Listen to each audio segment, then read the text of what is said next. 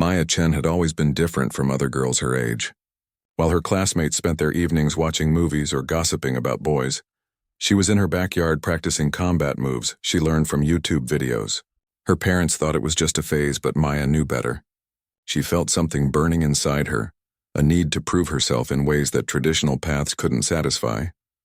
When she turned 18, Maya made a decision that shocked everyone who knew her.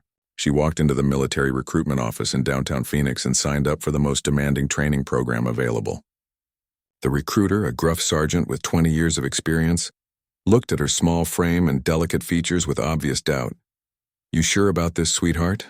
he asked, his voice carrying the tone of someone who had seen too many hopeful recruits wash out in the first week. "This isn't summer camp. This is real military training." Maya's dark eyes hardened as she stared back at him. "I'm absolutely sure," she replied, her voice steady despite the nervous energy coursing through her body.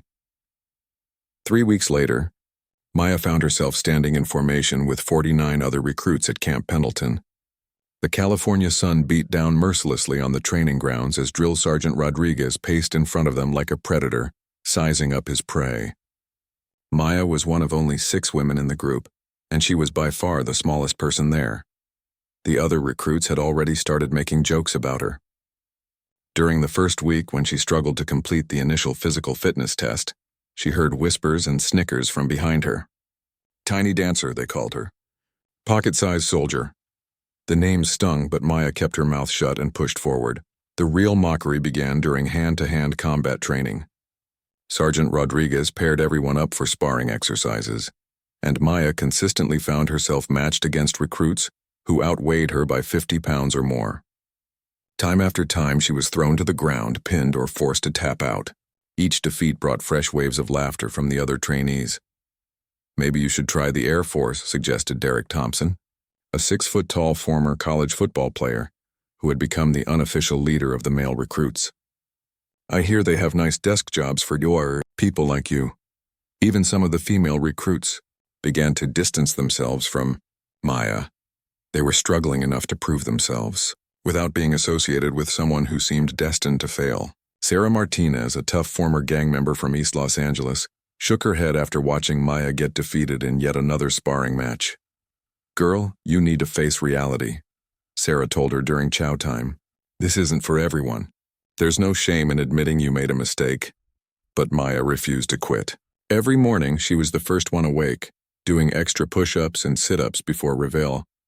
Every evening, after the others had collapsed into their bunks, she was outside practicing the combat techniques that had embarrassed her during the day. Her body was covered in bruises and her muscles screamed in protest, but she kept going. The turning point came during the 4th week of training. The recruits were learning advanced tactical maneuvers when a black sedan with tinted windows pulled up to the training area. Maya noticed it first because she had developed a habit of staying alert to everything around her, a skill born from weeks of anticipating the next humiliation. 3 figures stepped out of the car. 2 were obviously military personnel in crisp uniforms, but the third person caught Maya's attention immediately. It was a woman, probably in her 40s, with silver-streaked black hair pulled back in a severe bun. She wore a simple black outfit that somehow managed to look both elegant and dangerous. There was something about the way she moved that reminded Maya of a predator. The woman's eyes swept across the training ground with the precision of someone who missed nothing. When her gaze fell on Maya, it lingered for just a moment longer than it had on the other recruits. Maya felt a strange chill run down her spine, as if she had just been evaluated by someone who could see straight through her soul. Sergeant Rodriguez immediately called the formation to attention when he noticed the visitors. The mystery woman whispered something to one of the uniformed officers, who nodded respectfully before approaching Rodriguez. They spoke in hushed tones for several minutes while the recruit stood at rigid attention in the blazing sun. During the conversation, Maya caught fragments of words carried on the wind. "Assessment," she heard clearly. "Potential candidates. Special requirements." The phrases meant nothing to her, but something about the visitors' presence had changed the entire atmosphere of the training ground. After the officials finished their discussion, the woman in black walked slowly along the formation line. She studied each recruit with the intensity of someone conducting a detailed inspection. When she reached Maya, she stopped completely. For 30 seconds, that felt like 30 minutes. The woman examined every detail of Maya's appearance. Maya tried to maintain proper military bearing, but she could feel her heart pounding against her ribs. The woman's eyes were unlike anything she had ever encountered. They were dark, almost black, and seemed to contain depths that Maya couldn't begin to fathom. It was like looking into the eyes of someone who had seen things that would break most people's minds. Finally, the woman moved on, completing her inspection of the remaining recruits. She returned to the officers and spoke quietly with them for another few minutes. Before getting back into the sedan, she looked once more in Maya's direction. This time, Maya could have sworn she saw the faintest hint of a smile cross the woman's lips. As the black car disappeared down the dusty road, the normal routine of training resumed. But something had changed. Maya noticed that Sergeant Rodriguez kept glancing at her throughout the rest of the day's exercises. During evening formation, he announced that special evaluations would begin the following week, though he provided no details about what that meant. That night, as Maya lay in her bunk listening to the familiar sounds of her fellow recruits settling in for sleep, she couldn't shake the memory of those dark eyes studying her. She had no idea who the woman was or what her visit meant, but Maya sensed that her life was about to change in ways she couldn't imagine. For the first time since arriving at Camp Pendleton, Maya fell asleep with a smile on her face instead of tears of frustration. Something told her that the mockery and humiliation she had endured were about to become the least of her concerns. The special evaluations began on a Monday morning that felt different from any other day at Camp Pendleton. Instead of the usual formation and morning exercises, selected recruits were called individually to report to a building Maya had never seen before. It was located in a restricted section of the base surrounded by high fences and security cameras. Maya's name was called third on the list. As she walked toward the mysterious building, she noticed that not all 49 recruits had been selected. Derek Thompson, the former football player who had made her life miserable, was not among the chosen. Neither were several other recruits who had consistently performed well in standard training exercises. The building's interior was unlike anything Maya had expected. Instead of the bare concrete walls and fluorescent lighting typical of military facilities, this place felt more like a high-tech research center. The corridors were lined with one-way mirrors, and she could hear the hum of sophisticated equipment coming from behind closed doors. A young lieutenant with kind eyes but a serious expression guided Maya to a small room containing only a table, 2 chairs, and what appeared to be some sort of medical monitoring equipment. "Please have a seat," he said politely. "Someone will be with you shortly." Maya sat alone for nearly 20 minutes, her mind racing with questions. What were they testing for? Why had she been selected? What did the woman in black have to do with any of this? The waiting was almost worse than the physical challenges she had faced during regular training. When the door finally opened, Maya was surprised to see Colonel James Patterson enter the room. She had only seen him from a distance during formal ceremonies, but his reputation preceded him. Patterson was a decorated war veteran with 30 years of service, known for his fair but demanding leadership style. "At ease, recruit," Patterson said as Maya jumped to attention. He sat across from her and opened a thick file folder. "I'm going to ask you some questions, and I want you to answer honestly. Your responses will not affect your standing in regular training, regardless of what they might reveal." For the next hour, Patterson asked Maya questions unlike anything she had encountered before. They weren't about military tactics or physical fitness. Instead, he wanted to know about her childhood, her motivations for joining the military, and her reactions to specific hypothetical scenarios. "You're walking alone at night and you see someone being attacked in an alley," Patterson said at one point. "You're unarmed, and the attacker is larger than you. What do you do?" Maya considered her answer carefully. "I would look for anything that could be used as a weapon or force multiplier. A stick, a rock, anything. Then I would create a distraction to give the victim a chance to escape, while I engage the attacker." Patterson made notes without showing any emotion. "Even knowing you would likely be overpowered?" "Yes, sir," Maya replied firmly. "Some things are worth the risk." The questions continued, each one seeming to probe deeper into Maya's character and decision-making processes. Patterson asked about her willingness to sacrifice, her ability to make difficult choices under pressure, and her capacity for keeping secrets.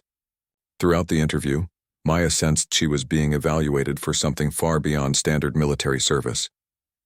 When the session ended, Patterson closed the file and studied Maya's face carefully. "Recruit Chen," he said slowly, "how do you feel about the way your fellow trainees have treated you?" Maya was surprised by the personal nature of the question. "It's been challenging, sir, but I understand their perspective. I haven't proven myself yet. And if you were given the opportunity to prove yourself in ways they couldn't imagine, would you be interested?" The question hung in the air like a loaded weapon. Maya felt as though she was standing at a crossroads, though she couldn't see either path clearly. "Yes, sir. I would be very interested." Patterson nodded and dismissed her without providing any additional information. As Maya walked back to the regular training area, her mind buzzed with possibilities and fears in equal measure. The other selected recruits began returning throughout the day, each looking as confused and intrigued as Maya felt. That evening, she noticed that some of them had been called back for additional sessions. Sarah Martinez, the tough girl from Los Angeles, came back looking shaken after her second interview. "They asked me things that made no sense," Sarah whispered to Maya during evening chow. "About whether I could kill someone if it meant saving 100 people. About whether I could live with never seeing my family again. What kind of military service requires that?" Maya didn't have an answer, but she suspected they were both about to find out.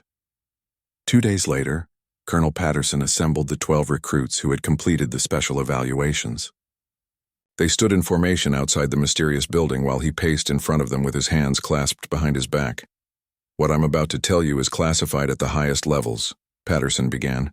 "Each of you has demonstrated qualities that make you potential candidates for a special program. This program doesn't officially exist, and if you choose to participate, your friends and family will be told that you died in a training accident." Maya felt her blood turn to ice water. Several of the other recruits shifted nervously, and one young man from Texas actually took a step backward. Patterson continued without acknowledging their reactions. "The program I'm referring to trains operatives for missions that conventional forces cannot handle. These are assignments that require individuals capable of operating completely alone, in hostile territory, for extended periods. The psychological and physical demands are unlike anything you have experienced." He paused to let his words sink in before delivering the final blow. "The mortality rate during training is approximately 30%. Of those who survive training, the life expectancy in the field is measured in months, not years. However, those who succeed become part of an elite group that has prevented more terrorist attacks, assassinations, and international incidents than the public will ever know." Maya's mind reeled as she tried to process what she was hearing. This wasn't about proving herself to Derek Thompson and the other recruits anymore. This was about something infinitely more dangerous and important. "You have 24 hours to decide," Patterson said. "If you choose to continue with regular training, you will never speak of this conversation to anyone. If you choose to enter the special program, you will report here tomorrow morning with only the clothes on your back. Everything else in your life ends today." As the group was dismissed, Maya walked back to the barracks in a daze. Around her, the familiar world of Camp Pendleton continued its normal routine, but she felt as though she was seeing everything through a different lens.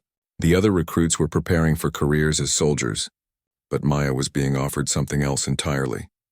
That night, she lay awake staring at the ceiling while her fellow trainees slept peacefully around her. Derek Thompson snored loudly in the bunk across from her, probably dreaming about the day he would graduate and begin his military career. He had no idea that the girl he had mocked and dismissed was being offered an opportunity he couldn't even imagine. By dawn, Maya had made her decision. As the other recruits prepared for morning formation, she walked quietly out of the barracks and toward the restricted building. She didn't look back, knowing that everything familiar in her life was about to disappear forever. Colonel Patterson was waiting for her at the entrance, along with 2 other recruits who had made the same choice. Sarah Martinez was one of them, her face set with the same determination that Maya felt burning in her own chest. "Welcome to the Black Viper program," Patterson said simply. "From this moment forward, Maya Chen is dead. Your new life begins now." The Black Viper training facility was hidden deep in the Colorado mountains, accessible only by a winding road that didn't appear on any map. Maya and the 2 other recruits who had chosen to enter the program were transported there in a windowless van, blindfolded for the final hour of the journey. When they finally arrived, Maya understood why such extreme secrecy was necessary. The facility looked like something from a science fiction movie.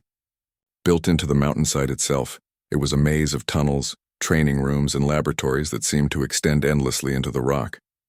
The technology was decades ahead of anything Maya had seen at Camp Pendleton, and the personnel moved with a precision that spoke of years of specialized training. Maya's first shock came when she was assigned her living quarters. Instead of a barracks filled with other trainees, she was given a small but comfortable private room.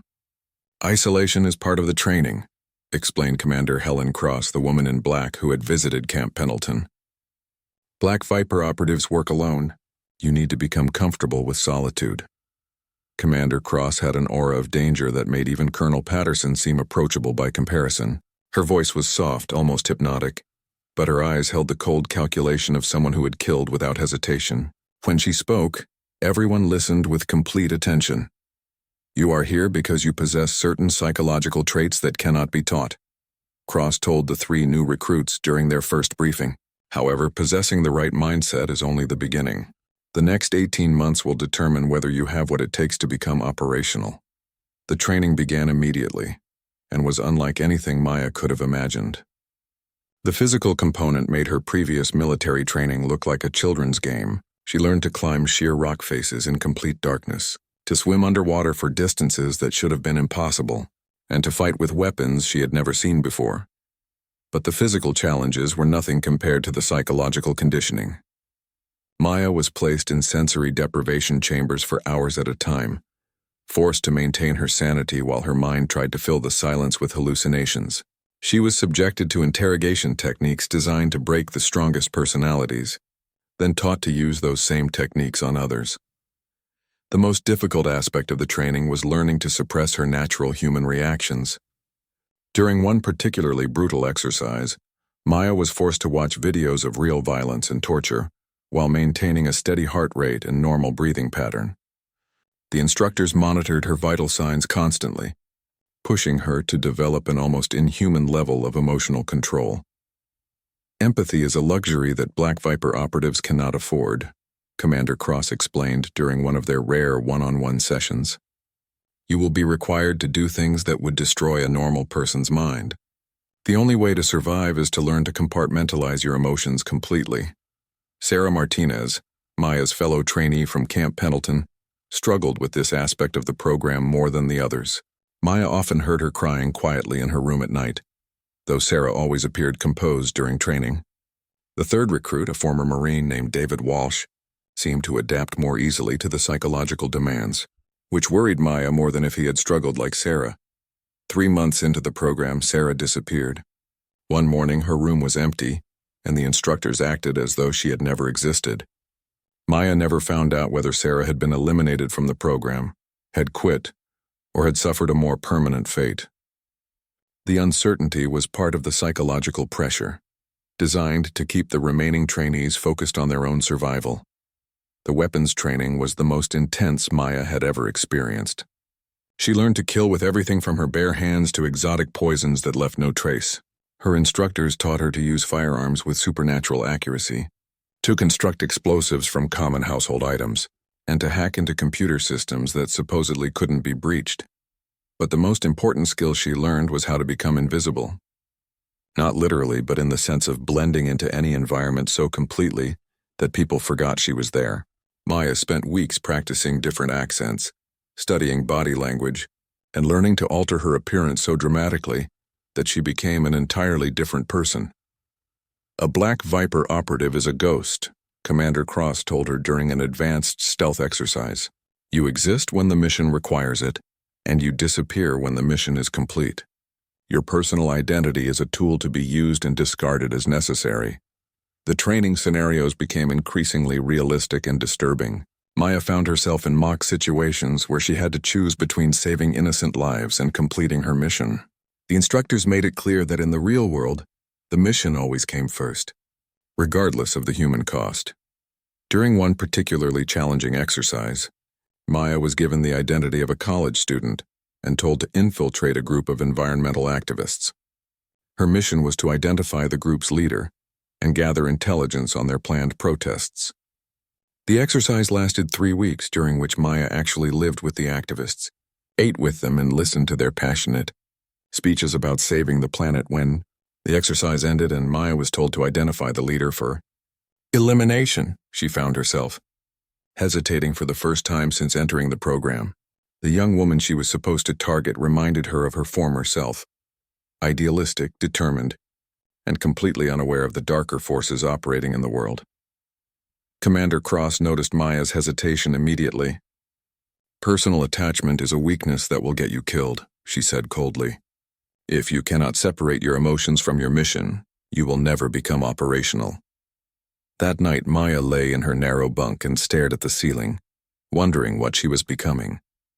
The girl who had joined the military to prove herself was gone, replaced by someone who could lie, steal, and kill without apparent remorse. She tried to remember what it felt like to care about something other than survival and mission success, but those emotions seemed to belong to someone else. The final months of training focused on mission-specific skills. Maya learned to pilot aircraft that didn't officially exist, to navigate using only the stars, and to survive in environments that would kill most people within hours. She became fluent in 6 languages and could forge documents so convincing that they would pass the closest scrutiny. More importantly, she learned to think like her enemies. The instructors taught her about terrorist organizations, criminal networks, and rogue governments with an intimacy that suggested first-hand experience. Maya began to understand that the world was far more dangerous and complex than she had ever imagined. On her final day of training, Commander Cross summoned Maya to her office for a private meeting. The space was spartanly furnished with only a desk, 2 chairs, and a single photograph on the wall showing Cross with a group of people whose faces had been blacked out. "You have exceeded our expectations," Cross said without preamble.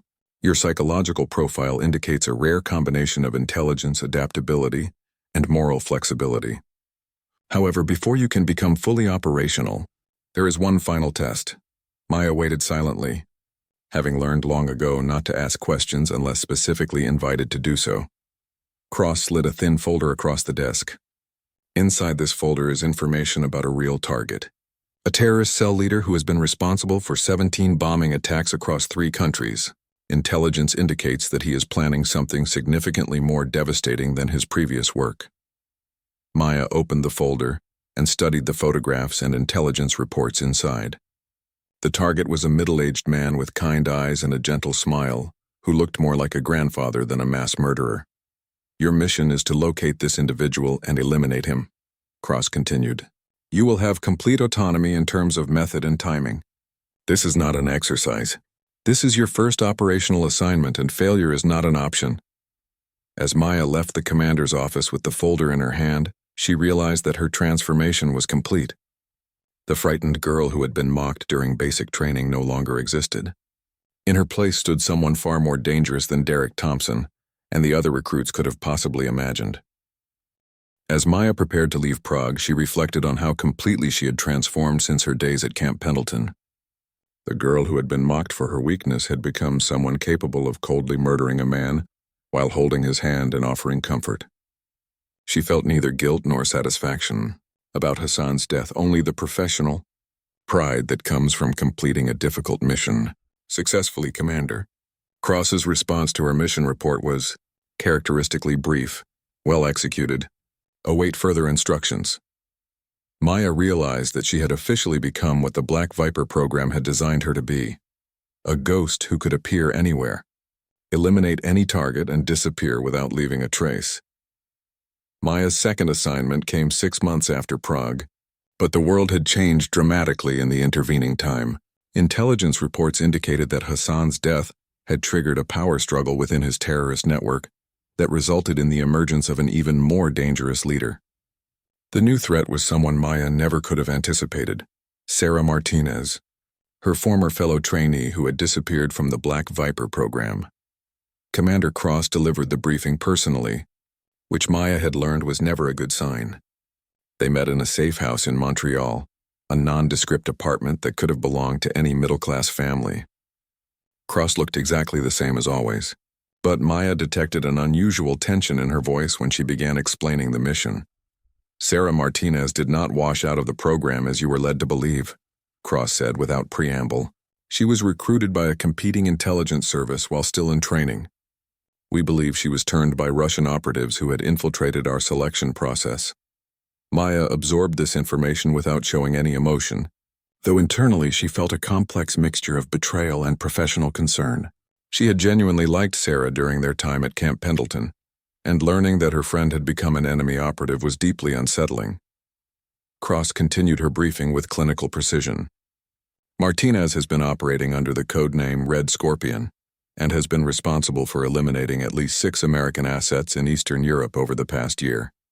More concerning, she appears to have taken control of Hassan's network and is planning something that could result in massive civilian casualties. The photographs in Sarah's file showed a woman who bore little resemblance to the tough but vulnerable girl Maya remembered from basic training. This version of Sarah had cold eyes and a predatory expression that reminded Maya uncomfortably of her own transformation. Whatever the Russians had done to turn Sarah, it had been thorough and effective. Your mission is to locate Martinez and eliminate her before she can execute her planned operation, Cross said. However, this assignment is complicated by the fact that Martinez knows your real identity and will be expecting you. She has all the same training you received, plus additional conditioning that we don't fully understand. Maya studied Sarah's file, while Cross outlined the intelligence they had gathered. Sarah was operating out of Istanbul, using the identity of an art dealer who specialized in Byzantine artifacts. She had established herself in the city's expatriate community and was apparently using her gallery as a front for coordinating terrorist activities. The irony of the situation wasn't lost on Maya. She was being sent to kill the one person from her past who might understand what she had become. Sarah was the only other person who had experienced the psychological transformation of the Black Viper program, even if she hadn't completed it. In some ways, hunting Sarah felt like confronting a dark mirror of herself. Maya arrived in Istanbul on a cold February morning, assuming the identity of a wealthy American tourist interested in purchasing Byzantine art for her private collection. The city was exactly as chaotic and beautiful as she had expected, with ancient mosques and modern skyscrapers creating a skyline that seemed to exist in multiple time periods simultaneously. Sarah's gallery was located in the upscale Beyoğlu district, occupying the ground floor of a restored Ottoman-era building. Maya conducted surveillance for 3 days before making her first direct approach, studying Sarah's security measures and daily routines with the same methodical precision she had used in Prague. What Maya discovered was troubling. Sarah had become extremely professional in her tradecraft, maintaining multiple escape routes, varying her schedule unpredictably, and employing a network of local contacts who served as both eyes and ears throughout the district. More concerning was evidence that Sarah knew she was being hunted. The gallery's security system was far more sophisticated than necessary for protecting art, and Maya noticed several individuals who were clearly bodyguards despite their attempts to blend in as customers or tourists. On the 4th day, Maya decided to test Sarah's awareness by entering the gallery as a potential customer. The space was elegantly appointed, with carefully lit displays showcasing genuine Byzantine artifacts alongside what Maya's trained eye recognized as sophisticated forgeries. The combination suggested that Sarah was running multiple illegal operations simultaneously. Sarah appeared from a back office within minutes of Maya's arrival, and the recognition between them was immediate and electric. For a moment, both women stood frozen, each assessing the threat level posed by the other. Sarah looked older and harder than Maya remembered, but there was something else in her expression, a sadness that seemed at odds with her reputation as a ruthless operative. "I was wondering when they would send you," Sarah said quietly, dismissing her assistant with a subtle gesture. "I suppose I should be flattered that they consider me dangerous enough to warrant their best student." Maya maintained her cover identity while silently preparing for violence. "I'm sorry, but I think you've mistaken me for someone else. I'm just here to look at your collection." Sarah smiled with genuine amusement. Maya Chen from Phoenix, Arizona. Parents own a small restaurant. Joined the military to prove herself, and ended up in a program that doesn't officially exist. Should I continue, or would you prefer to drop the act? The conversation was interrupted by the arrival of 2 other customers, forcing both women to maintain their professional facades while engaging in what amounted to psychological warfare. Maya pretended to examine a 6th century mosaic fragment, while Sarah provided detailed historical context, both of them speaking in code that referenced their shared experiences. This piece dates from the reign of Justinian, Sarah explained, standing close enough to Maya that she could see the small scar above Sarah's left eyebrow from their hand-to-hand combat training. It survived the conquest of 1453 because someone was clever enough to hide it where the invaders wouldn't think to look. Maya understood the message perfectly. Sarah was telling her that she had survived by hiding in plain sight, and that Maya should be careful about underestimating her preparation for this encounter. After the other customers left, Sarah locked the gallery's front door and activated what Maya assumed was a jamming device to prevent electronic surveillance. "We need to talk," Sarah said, her voice dropping its professional cheerfulness. "There are things you need to know before you try to complete your mission." Maya's training demanded that she eliminate Sarah immediately, but something in her former friend's manner made her hesitate. "I'm listening," she said, keeping her hands in positions that would allow rapid access to her concealed weapons. Sarah moved to her desk and poured 2 cups of Turkish coffee, a gesture that reminded Maya of her final evening with Ahmed Hassan. "The Black Viper program isn't what you think it is," Sarah began. "Commander Cross has been using American operatives to eliminate targets that serve Russian interests, not American ones. Hassan wasn't a terrorist, he was a CIA asset who had discovered Cross's double agent status." The words hit Maya like a physical blow. Everything she had believed about her mission, her training, and her purpose was suddenly called into question.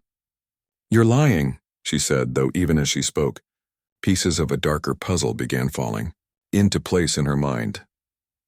Sarah opened a laptop and showed Maya a series of encrypted files that detailed Cross's communications with Russian intelligence services over the past 5 years.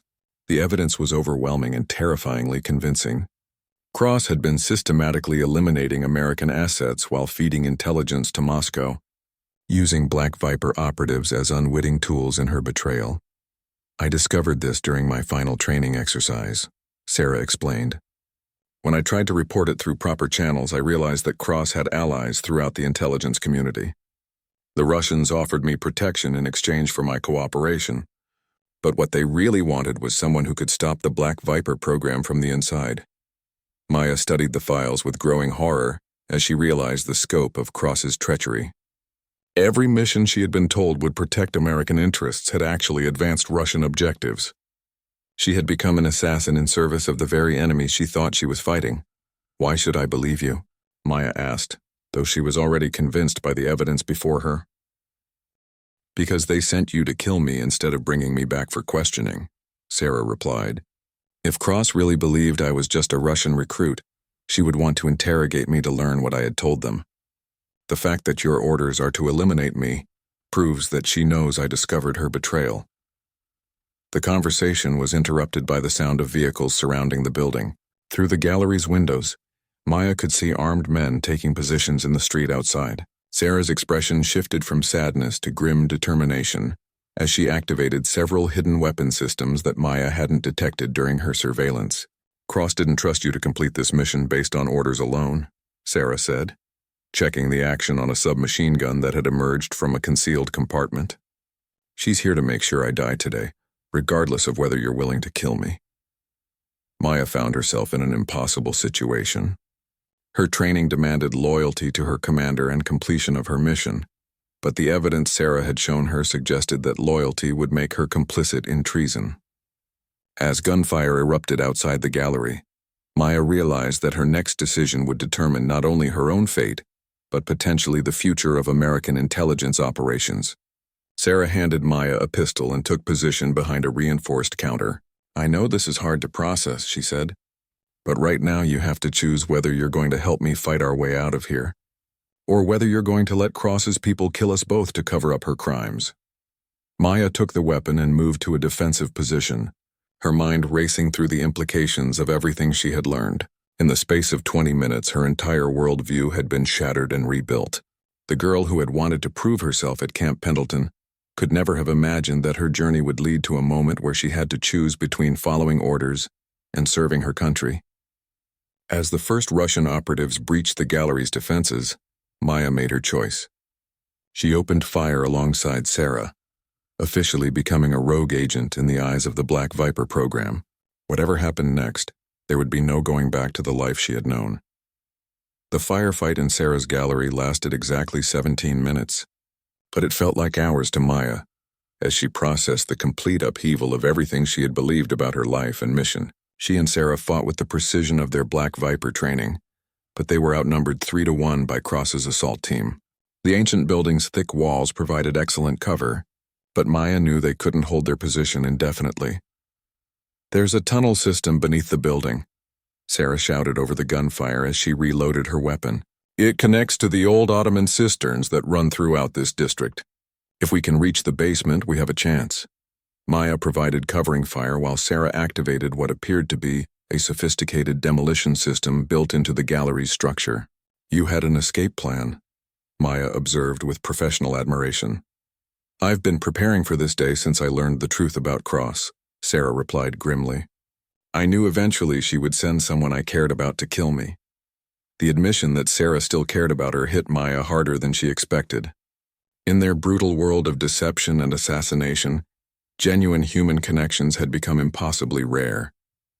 As they fought their way toward the basement entrance, Maya realized that Sarah might be the only person left who knew who Maya had been before the Black Viper program destroyed her original identity. The explosion that Sarah triggered as they entered the tunnel system brought down half the gallery's ceiling, temporarily blocking their pursuers but also eliminating any possibility of retreat.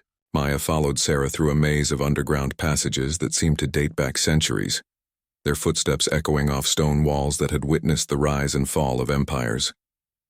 "Where does this lead?" Maya asked as they navigated by the light of Sarah's tactical flashlight. "There's a safe house near the Galata Bridge," Sarah replied. "But first, there's something else you need to see. Evidence that proves Cross's betrayal goes deeper than just eliminating a few CIA assets. They emerged from the tunnel system through a hidden entrance in the basement of an abandoned warehouse near the Golden Horn." Sarah led Maya to a concealed room filled with sophisticated computer equipment and walls covered with intelligence photographs, documents, and connection maps that looked like something from a conspiracy theorist's fever dream. "This is what I've been working on for the past year," Sarah explained, activating several computer systems. "Cross isn't just a double agent working for the Russians. She's part of a network that's been systematically dismantling American intelligence capabilities worldwide, while building a new power structure that serves interests beyond any single nation." Maya studied the evidence with growing amazement and horror. The scope of the conspiracy was staggering, involving high-ranking officials in multiple intelligence agencies, defense contractors, and even elected officials. The Black Viper program was just one component of a larger operation designed to create a shadow intelligence service answerable to no government. "The people behind this have been planning it for decades," Sarah continued. "They've recruited operatives from every major intelligence service and trained them to eliminate anyone who discovers the truth. Cross has been using Black Viper graduates to kill off the last remnants of legitimate American intelligence operations." A secure communication device in the corner of the room suddenly activated, displaying an encrypted message that made Sarah's face go pale. "They've found us," she said quietly. "Cross is mobilizing every asset she has in the region. We have maybe an hour before this entire district is crawling with killers." Maya felt the familiar calm that came over her in crisis situations, but this time it was accompanied by a clarity of purpose she hadn't experienced since joining the military. "What do you need me to do?" she asked. Sarah looked surprised by Maya's immediate acceptance of their alliance. "There's a meeting tomorrow night at the Turan Palace. The people controlling Cross will be there to discuss the next phase of their operation. If we can get close enough to record their conversation, we might be able to expose the entire network." "That's a suicide mission," Maya pointed out. "Even if we could infiltrate palace security, we'd never make it out alive." "I know," Sarah said simply. "But if we don't try, they'll eventually eliminate everyone who poses a threat to their new order. How many more Maya Chens do you think they're training right now? How many more Sarah Martinez's?" The question hit Maya like a revelation. Somewhere in the Colorado mountains, other young people were probably undergoing the same psychological conditioning that had transformed her into a killer.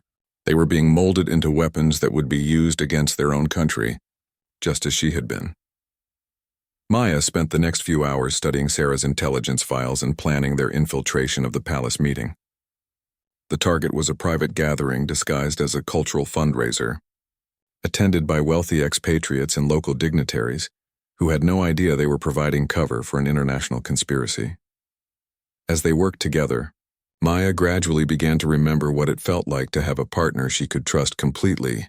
Sarah's presence reminded her of aspects of her personality that the Black Viper program had suppressed: her natural empathy, her sense of humor, and her capacity for genuine friendship.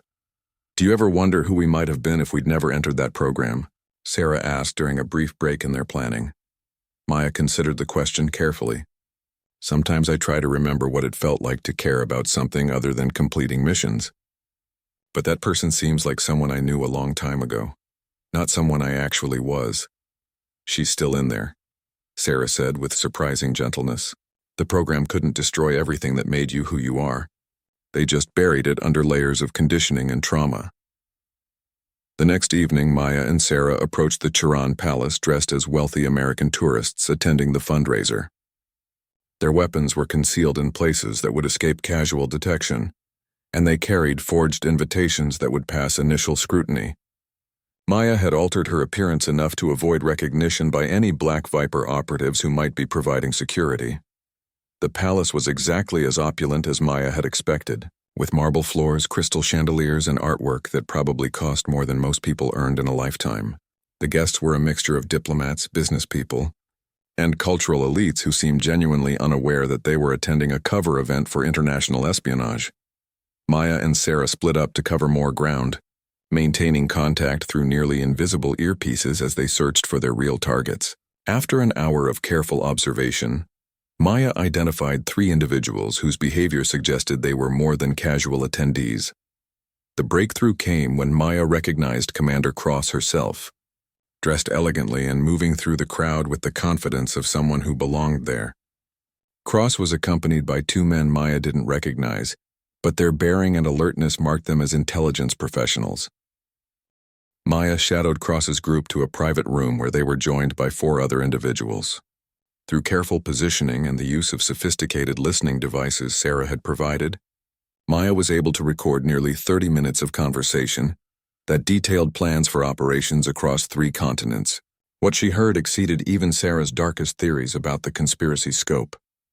The group was planning to destabilize several allied governments, eliminate key military leaders, and create international incidents that would justify massive changes to global intelligence cooperation agreements. As Maya prepared to withdraw from her surveillance position, she realized that Cross was staring directly at her from across the room. Their eyes met for just a moment, but it was enough. Cross smiled with the cold satisfaction of a predator who had finally cornered her prey. Maya immediately activated her emergency signal to warn Sarah, but it was too late. Security personnel were already moving to block all exits from the palace, and Maya could see armed figures taking positions throughout the building. Instead of trying to escape, Maya made a decision that would have been impossible for her just days earlier. She walked directly toward Cross's private meeting, knowing that her only chance of survival was to confront the conspiracy head-on with the evidence she had gathered. When Maya entered the room, Cross looked genuinely surprised by her boldness. "I have to admit I didn't expect you to come to me," Cross said, "though I suppose it saves us the trouble of hunting you down." Maya placed the recording device on the table between them. "This conversation has already been transmitted to several news organizations and intelligence agencies. Killing me won't stop the truth from coming out." Cross examined the device with professional interest before looking back at Maya with something that might have been pride.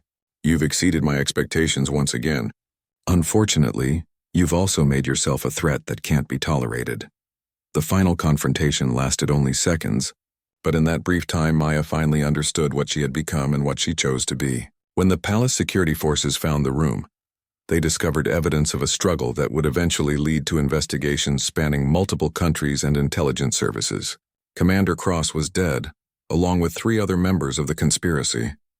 Maya Chen had vanished completely, leaving behind only questions that would take years to answer fully. 6 months later, a small news item reported that a young woman named Maya Chen had been killed in a training accident at Camp Pendleton 3 years earlier. Her parents held a quiet memorial service in Phoenix, attended by a few former classmates who remembered her as a determined girl who had always wanted to prove herself. None of them could have imagined that the girl they mourned had become someone who ultimately chose to sacrifice everything to protect the country she loved, even after that same country had used her in ways that nearly destroyed her soul. In a small apartment in Montreal, Sarah Martinez read the news report and smiled sadly. She knew that somewhere in the world, Maya was building a new life with a new identity, finally free to discover who she might have been if she had never heard the words Black Viper. The program still existed, hidden in the Colorado mountains, but now it served its intended purpose of protecting American interests rather than betraying them. The girl who had been mocked during basic training had ultimately saved not just her own soul, but the souls of countless others who would follow in her footsteps.